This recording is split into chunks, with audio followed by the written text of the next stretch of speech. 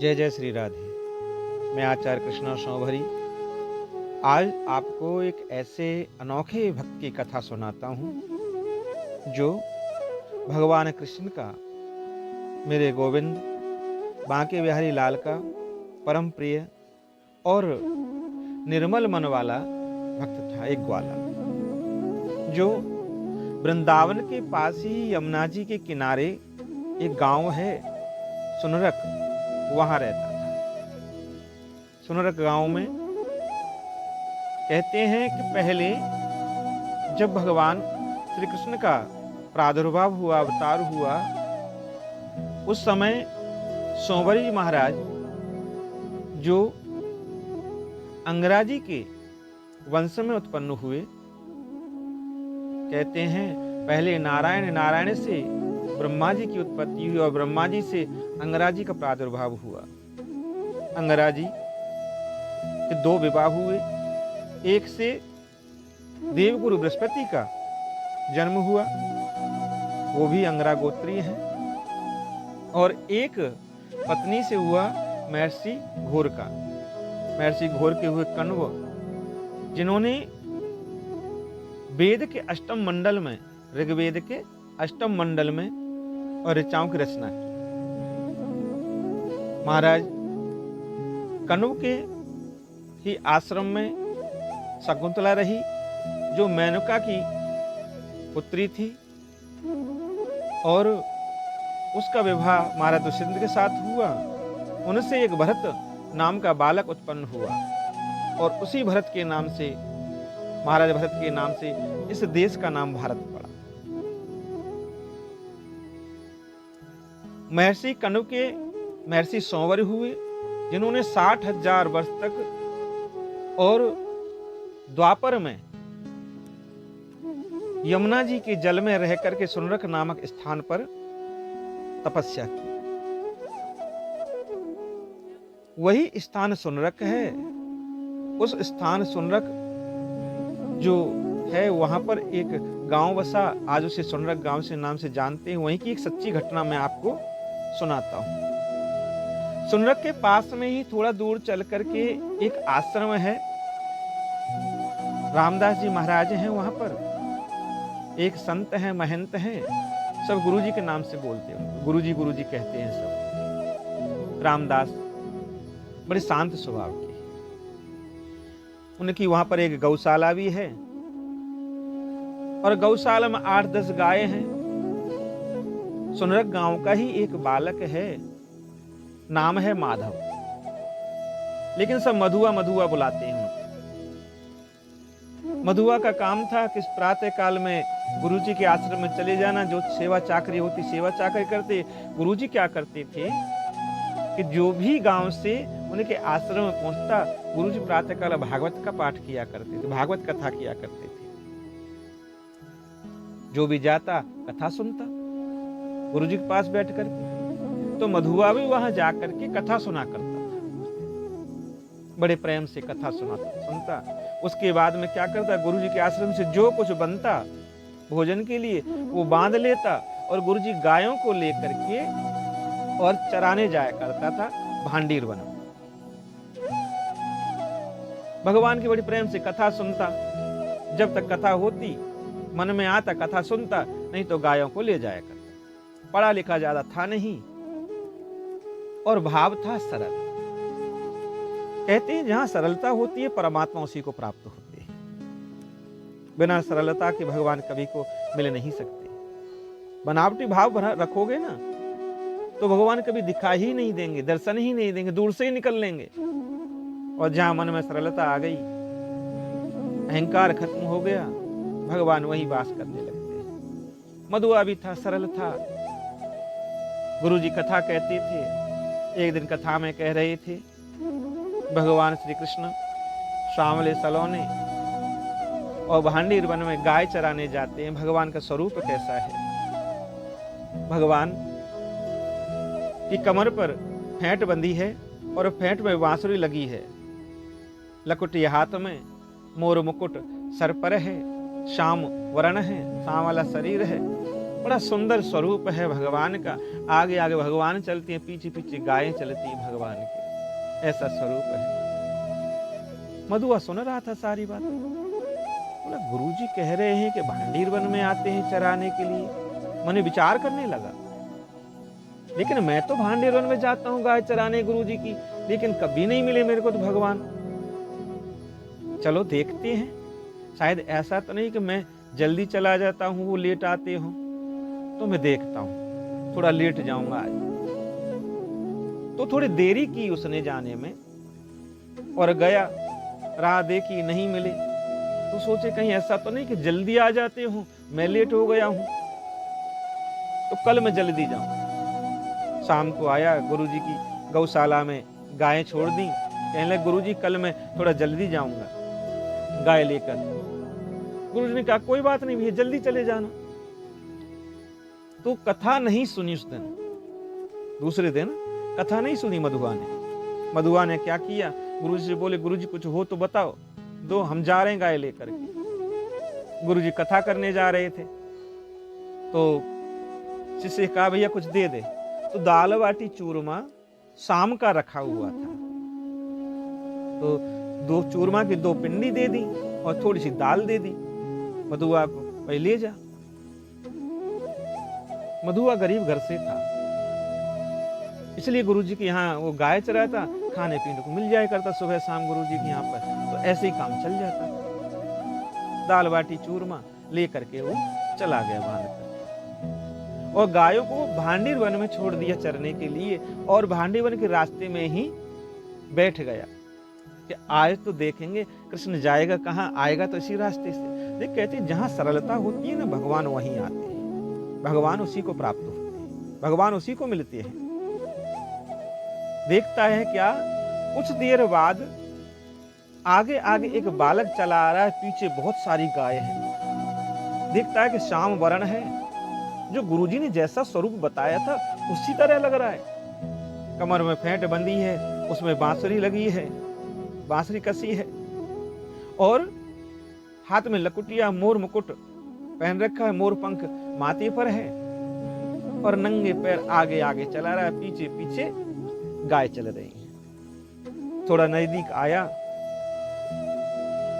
तो कहा मधुआ ने, ओए इतकुआ यहाँ पे आ, कहाँ जा रहे हो? भगवान ने कहा क्यों, गाय चरावे जा रहा हूं, दिख ना रहे हो का? मैंने बहुत सुना है तुम्हारे बारे में। मधुआ बोला तुम्हारे बारे में मैंने बहुत सुना है गुरुजी से, तुम्हारी रोज कथा कहें गुरुजी, लेकिन मैं तो भैया यहीं गाय चरावे आ, तो कबू मिलो ही नहीं, तो कहाँ चले जाते भैया? बोले भैया मैं थोड़ा जल्दी आ, तो भगवान ने कहा लेकिन आज तो मिल ही गए ना। भगवान ने कहा चलो तब ना, तो अब सही, अब मिल लेते हैं। ऐसे ही दोनों चलने लगे। भगवान ने गाय भांडीर वन में चरने के लिए छोड़ दी, और उसके साथ बातें करने लगे। और भैया कैसे कैसे कहा बातें, कैसे सोए हैं। भगवान हालचाल पूछने लगे। बोले कछुना भैया ऐसे ऐसे बात है, गुरुजी के यहाँ पे आमे हम भागवत कथा सुने, तुम्हारी बात गुरुजी से ज्यादातर कहो करें भागवत में, तुम्हारे अलावा कुछ बात ही ना कहें। कृष्ण ये, कृष्ण वो, कृष्ण ऐसा, कृष्ण वैसा। तुम तो बड़े बड़े काम करे भैया, कबू गोवर्धन उठावे, कबू गाय चरावे, तुमने तो पूतना तक मारी, तुम तो बहुत बलशाली हो भैया, तुम्हारी तो बड़ी बड़ी बात करें हमारे गुरुजी।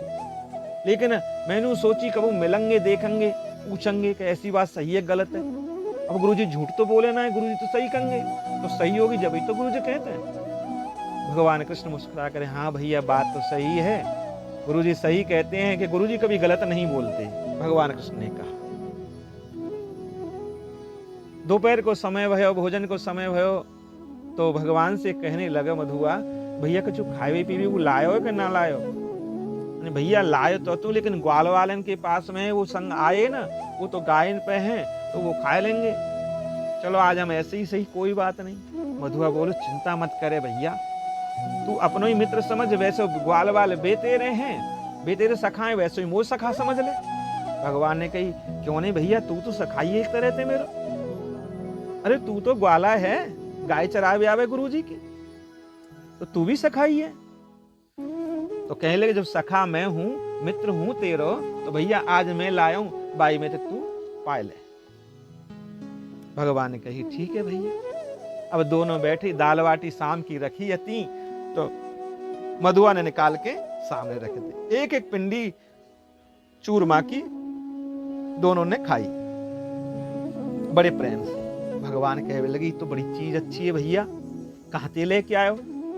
मैंने गुरु जी के आश्रम में बने भैया, वहीं ते लेके आयो, गुरु जी ने दे दी तो मैं ले आयो। मैंने भैया एक काम करियो, कल से यही बनाएंगे और यही खाएंगे, तू सामान ले आयो कर। बोले ठीक है भैया, अच्छी बात है, मित्र कहे और मित्र न लेके ऐसे तो है ही ना सके, कोई बात नहीं, कल से ऐसे ही करेंगे। अब तो भयो कहा, दूसरे दिन जब चलवे लगो मधुआ, तो गुरु जी से बोले गुरु जी थोड़ी सामग्री दे दो दाल बाटी बनावे की, दाल बाटी चूरमा बनावे की, और हम तो वहीं बना लेंगे, वहीं खा लेंगे। तो ठीक है, भगवान की कृपा से गुरु जी ने कहा शिष्यों से, भैया यह का सामान दे दिए भैया को, लाला को। सामान लेके पहुंच गो, वहीं कंडा गोबर इकट्ठो करो, वहीं बाटी बनाई, दाल वाल बनाई भगवान के साथ में मिलके, और भैया खाए। अब ग्वाल वाल बड़े हुए लगे। दूसरे दिन बोले भगवान कृष्ण कहने लगे कि भैया तुम आ जाओ भोजन के लिए, बढ़िया दाल बाटी बने या तो चक घुटे। दूसरे दिन आप बोले थोड़ा सामान ज्यादा लेके ये भैया ग्वाल वाल आएंगे। जब ग्वाल वाल भी आएंगे बोला, तो दूसरे दिन जाकर के कहा मधुआ ने, गुरु जी थोड़ा सामान बढ़ा दो, तो भगवान के संग ग्वाल वाल हुआ। कैसी बात कर रहे हो, कहीं भगवान तेरी दाल बाटी खाए हुए आएंगे? गुरु जी ने कही झूठ तो ना बोल लो। मैंने गुरु जी मैं क्यों झूठ बोलूंगा तुमसे? अरे भगवान ने खुद ने कही है कि मेरे संग ग्वाल वाल आएंगे, उनको दाल बाटी बनानी है, तभी तो मैं तुमसे कह रहा हूं। गुरु जी ने कही ठीक है, यदि ऐसी बात है तो भगवान से कहियो अगली बार कल मिले तू कि हमारे गुरु जी तुम्हारे दर्शन करना चाहें, आप हमारे आश्रम चलो।